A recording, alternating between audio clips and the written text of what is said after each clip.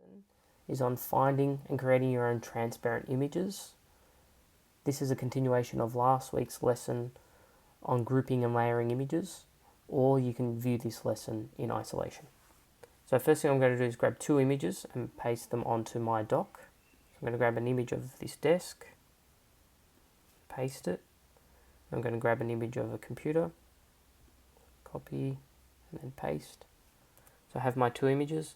Same issue as last week. They will not go on top of one another until I wrap text and set the margin to 0 inches. Do that to both images.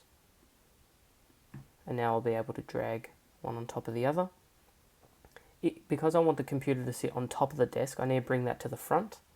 So you can just paste it, copy and paste it again to bring it to the front of the desk. Now I want the computer to sit on the desk to create my own image. Now the problem with this image, even though I've layered them, is that because the computer is not transparent, I don't get the effect of layering. Instead, I see this white rectangle around the computer, which isn't effective in my image. So the solution to this, I'm going to go back to my computer search, and in Google, if you go to Tools and then select Color, you can select Transparent. When you select Transparent, it'll give you images that have no background. So this image looks like it has a white background, but when you click on it, you can tell it's transparent because it has a grey and white checkered pattern behind it. And if you go to drag the image out, you'll see when you drag it there is no white square around it. So I found this image of a computer. It's transparent, we know, because it's got a grey and white checkered background.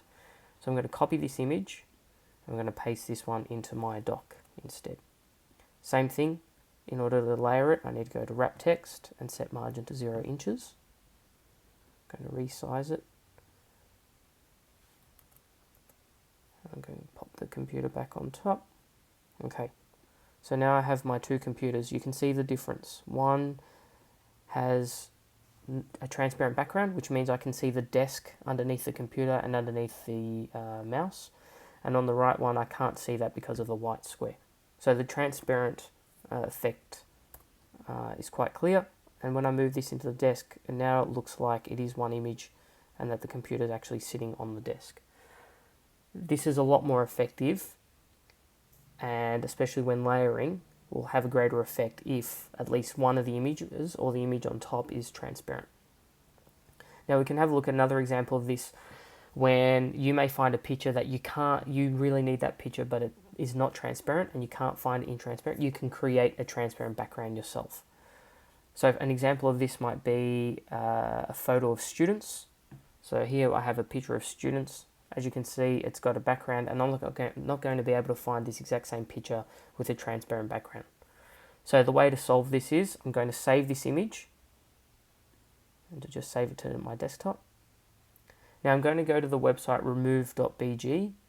This is a site that all students have access to at school, and it is accessible on Chromebooks as well. So all you do is upload image, and this could be a image of, it could be a photo or an image. So I find the image and press open, and you can see here it has removed the background for me. So now the students are just sitting there without the background.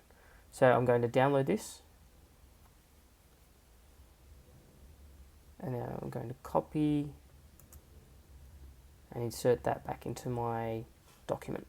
Same thing, wrap text and set the margin to 0 inches. I'm going to remove my desk and computer now.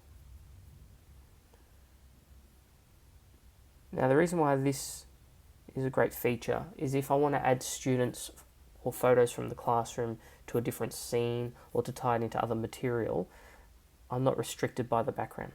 So let's pretend we are studying the Very Hungry Caterpillar text in class, and I want to tie in the photos of students with the book.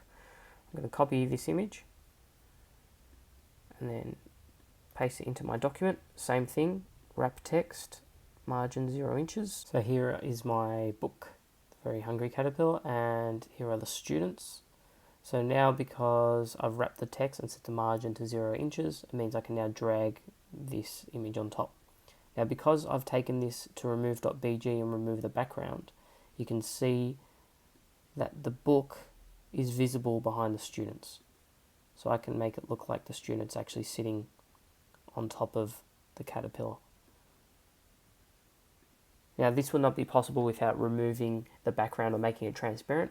And because I couldn't find this exact same picture with the background already removed, then I had to use the remove.bg tool.